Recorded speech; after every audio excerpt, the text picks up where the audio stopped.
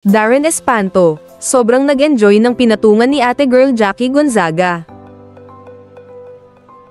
Naloka ang madlang people sa ginawang pagpatong o lap dance ni ate girl Jackie Gonzaga sa singer-actor na si Darren Espanto.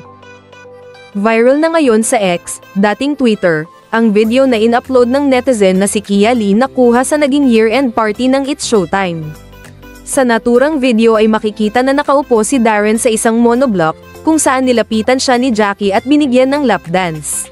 Sumunod naman ang dalawa pang It's Showtime dancers at pinaikutan ng binata habang nagsasayaw. Ngunit hindi pa natatapos ang pasabog ni ate girl Jackie, dahil bago matapos ang kanyang sayaw ay niyakap pa Noya si Darren, na mas nagpahiyaw pa sa mga taong present sa party. Oh my God, hindi ko kinaya, I swear to God, iba talaga ang confidence level pag may amats na no, say ni Kia Lee sa caption.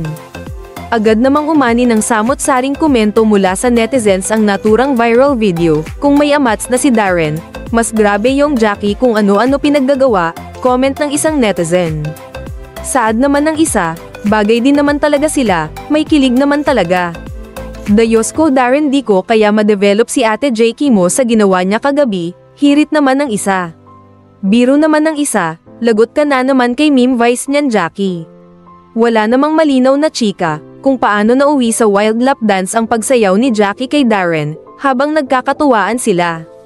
Marahil ay isa itong laro lalo na, at nasa year-end party sila at game na game sa mga ganap.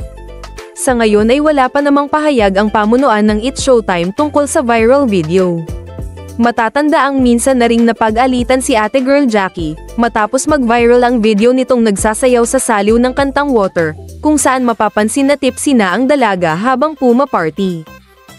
Samantala, minsan na ring inasal sina Jackie at Darren ng mga It's Showtime hosts sa pangunguna rin ni Vice Ganda.